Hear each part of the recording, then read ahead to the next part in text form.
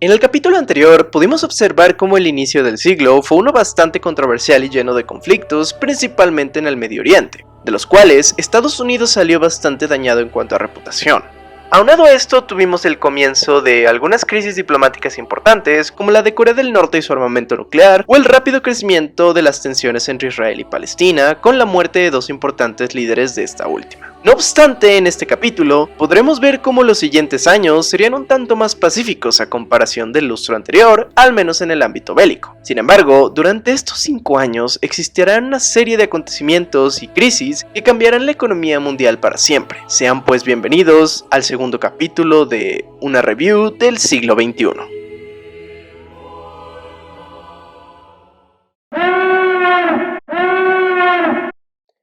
Buenos días, tardes o noches, audiencia. De nuevo, antes de comenzar con el video, me parece importante realizar algunas aclaraciones, al igual que en otros videos, aunque ahora de forma más breve. Y es que recuerden que estos videos están realizados con base en una investigación documental, de la cual podrán encontrar las fuentes en la descripción. Asimismo, si bien realicé mi mayor esfuerzo por considerar los acontecimientos más importantes del siglo XXI de la forma más objetiva posible, recuerden que mi contexto y forma de vida podría llegar a verse reflejado en estos videos. Por lo cual, no puedo dejar de recomendar a la audiencia que si está interesada en saber más sobre un acontecimiento en específico, investigue por su cuenta, ya sea en las fuentes proporcionadas en la descripción o en las de su preferencia. Una vez dicho esto, comencemos con el video.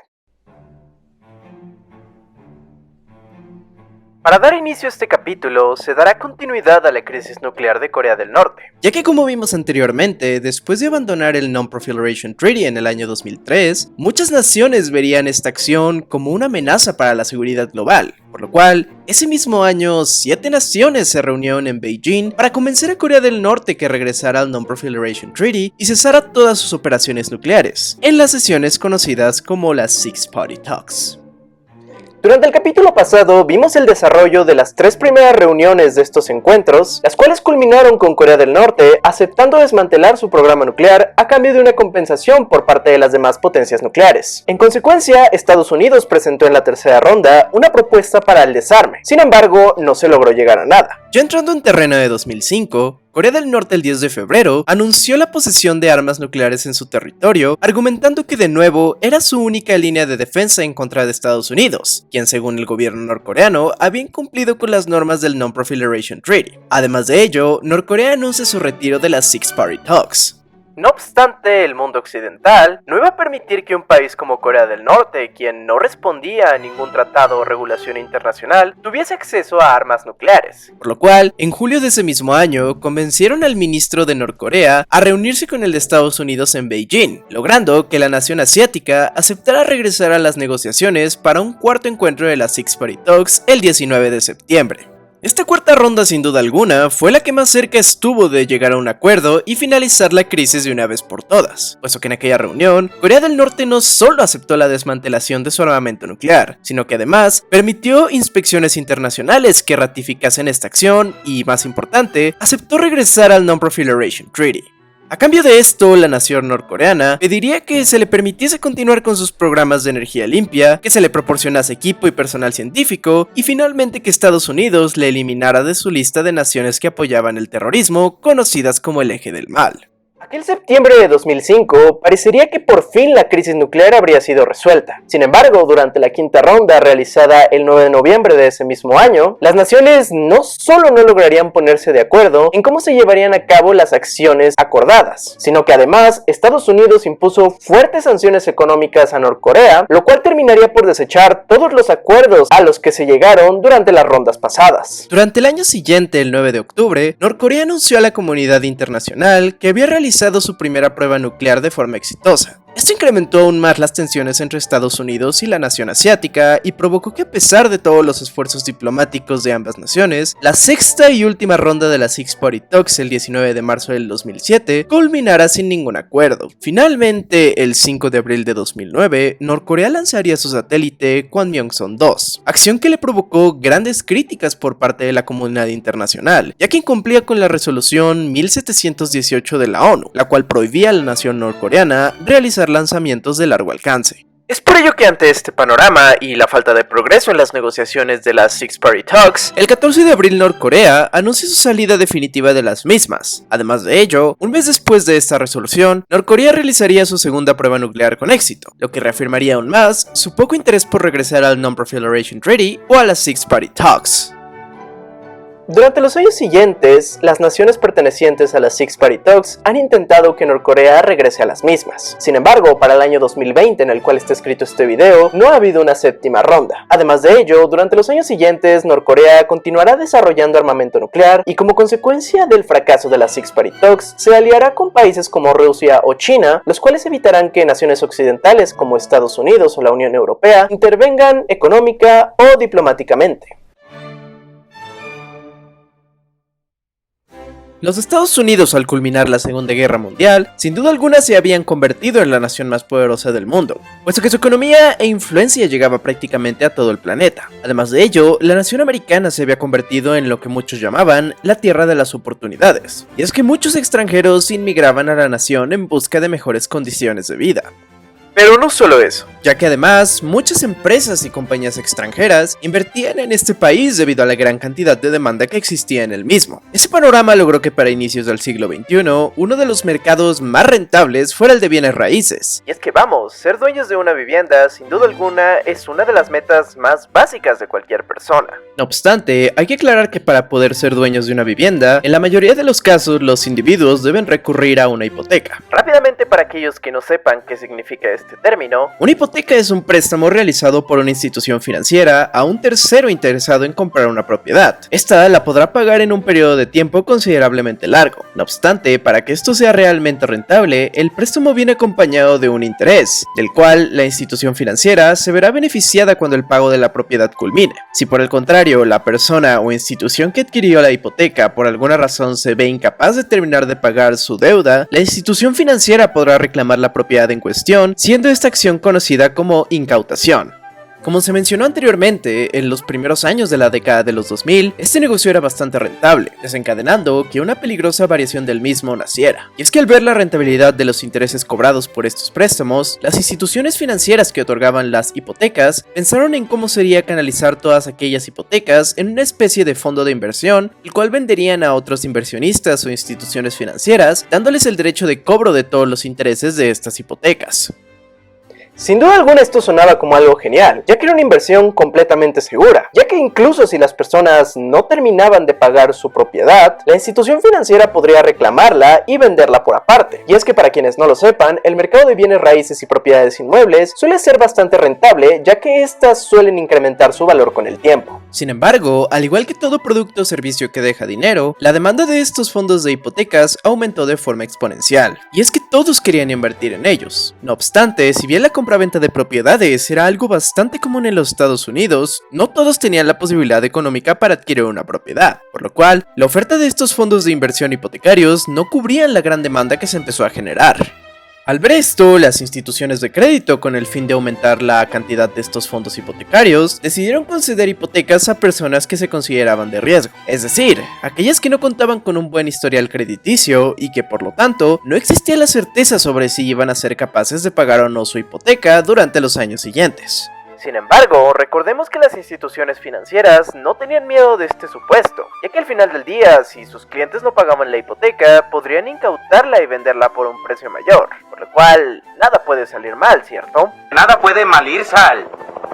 Pues digamos que lo peor terminó por ocurrir, ya que para el año 2008, muchos de los clientes considerados de riesgo efectivamente no cumplieron con el pago de su deuda, por lo cual las instituciones de crédito reclamaron sus propiedades. No obstante, debido a la gran cantidad de personas que al mismo tiempo dejaron de pagar su deuda, las propiedades incautadas superaban a la cantidad de clientes buscando adquirir una propiedad, por lo cual estas últimas no lograron ser vendidas y fue imposible pagar los intereses de aquellos grandes fondos de hipoteca, provocando la terrible crisis económica del 2008. Un evento de esta magnitud no se había visto en la historia de la nación americana desde el año de 1929 con la Gran Depresión, y es que las instituciones financieras, al no poder hacer frente a sus obligaciones, terminaron por quebrar, lo cual provocó que una gran ola de desempleo azotara a la nación americana, sin olvidar, claro, a las miles de personas que perdieron sus propiedades y su patrimonio. No obstante, hay que reconocer que la respuesta del gobierno americano fue bastante eficiente, y es que en su último año de mandato, en el 2008, el presidente George W. Bush, con un plan económico de $700 billones en préstamos, logró salvar a algunas de las instituciones financieras del país, logrando que para el año 2009 la crisis estuviese controlada, y más importante aún, que se aprendiera de la misma, ya que en consecuencia fueron creadas numerosas regulaciones y leyes que evitarían que un evento de esta magnitud volviese a ocurrir. Pero este acontecimiento no solo tuvo consecuencias para los Estados Unidos, y es que recordemos que muchos inversionistas a nivel mundial compraron aquellos fondos de hipoteca, y debido a la crisis, estos también se vieron afectados, algunos de ellos en Europa, y pues bueno, digamos que en el siguiente capítulo podremos ver que un escenario aún más caótico ocurriría en este continente. Además de ello, mientras que Estados Unidos se enfrentaba a esta crisis, otra nación emergía del otro lado del mundo, la cual fue nada más y nada menos que China, ya que debido a la incertidumbre, muchos inversionistas decidieron invertir en aquella nación, además de que parte del plan de recuperación económica de Bush fue posible gracias a préstamos proporcionados por China. No obstante, de nuevo en el siguiente capítulo, en su respectiva sección, hablaremos un poco más sobre el ascenso económico de esta nación.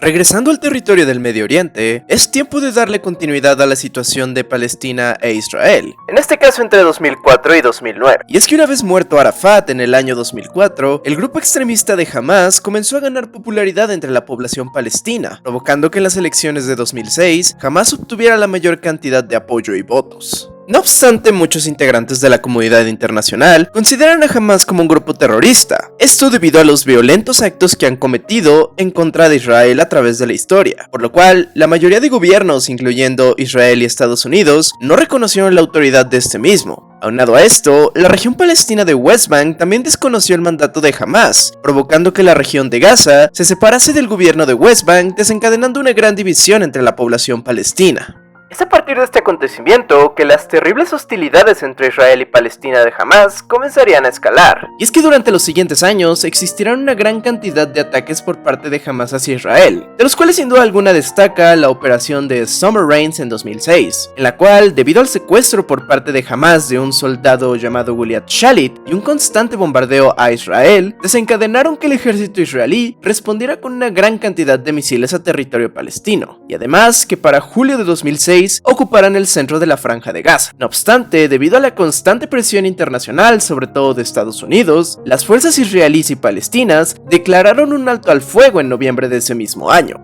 Sin duda alguna, esta operación solo dejó en evidencia las terribles consecuencias de la guerra, y es que en ella, 406 palestinos y alrededor de 11 israelíes perdieron la vida. Durante los siguientes años, algunos ataques aéreos y misiles fueron lanzados periódicamente entre ambas naciones. Sin embargo, estos llegaron a su punto más alto en el evento conocido como la Masacre de Gaza entre diciembre de 2008 y enero de 2009, donde debido al constante lanzamiento de misiles a territorio israelí junto con el constante contrabandeo de armas a la región de Gaza, desencadenaron que el 3 de enero de 2009, posterior a un intercambio de misiles comenzado el 27 de diciembre del año anterior, el ejército israelí comenzara una invasión terrestre en la Franja de Gaza, ocupando de nuevo parte del territorio de Palestina. Sin embargo, y de nuevo, debido a la presión internacional, se declaró un alto al fuego el 18 de enero y una semana después, las tropas israelíes se retiraron completamente de Gaza. El conflicto dejó muertos a más de 1000 palestinos y alrededor de 13 israelíes, siendo este uno de los resultados más devastadores del conflicto entre Israel y Palestina, al menos en tiempos modernos. Sin embargo, este no sería ni de lejos el fin de las hostilidades entre ambas naciones, y es que en el capítulo siguiente podremos ver el desarrollo de otros violentos acontecimientos como la operación Pillar of Defense en el año 2012. Finalmente, y quizá un poco fuera del tema, es preciso mencionar que en el año 2006, Israel tuvo otro conflicto con un grupo extremista, en este caso de Líbano. Ya que si recuerdan en el prólogo, pudimos ver cómo ante la ocupación israelí en la guerra libanesa de 1982, fue creado el grupo extremista de Hezbollah, del cual Israel se dedicó a combatir hasta que se retiró de la zona en 1990 para brindar apoyo en la guerra del Golfo. Debido a esta retirada, Hezbollah permaneció en la región, haciéndose cada vez más fuerte, hasta que en el año 2006 decidió mandar ataques a Israel desde la frontera de Líbano. Esto desencadenó que Israel de nueva cuenta invadiera el territorio para detener el avance de este grupo y provocó la Segunda Guerra Libanesa. No obstante, y a diferencia de su antecesora en 1982, esta guerra fue breve, y es que ante la superioridad israelí, la guerra duró únicamente un par de meses, ya que al verse prácticamente perdidos, Hezbollah decidió declarar un armisticio con Israel, el cual aceptó debido a que se encontraba luchando la operación Summer Rains que mencionamos anteriormente contra Hamas ese mismo año, aunque esto provocaría que Hezbollah se recuperase con el tiempo e influyera en otro importante conflicto que veremos en capítulos posteriores.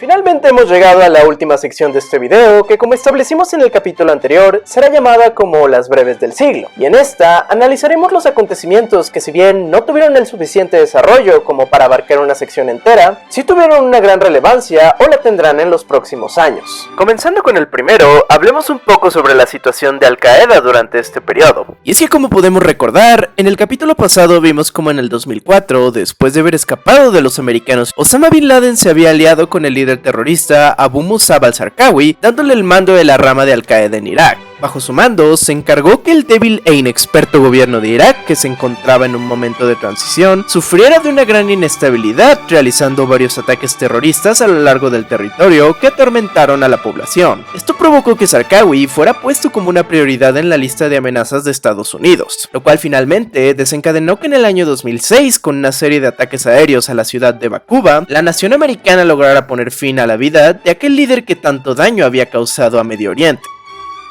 Si bien la muerte de Zarqawi representó una gran victoria en la lucha contra el terrorismo, esto no significaría que la presencia de Al Qaeda fuera erradicada del Medio Oriente. Y es que durante los años siguientes, los ataques orquestados o inspirados por esta organización continuarían ocurriendo y crearían las bases para la formación de ISIS años después. Además de ello, otro importante jugador entraría lentamente a Medio Oriente durante este tiempo. Uno que, como vimos en el prólogo, después de su revolución, trató de expandir sus ideales a los demás países de Medio Oriente. Y desde luego me estoy refiriendo a Irán. Y es que una vez que los Estados Unidos lograron derrocar al gobierno de Hussein años atrás, Irán comenzó a cultivar relaciones con varios grupos rebeldes de la nación iraquí, teniendo cada vez más presencia en el gobierno y fuerza militar del mismo.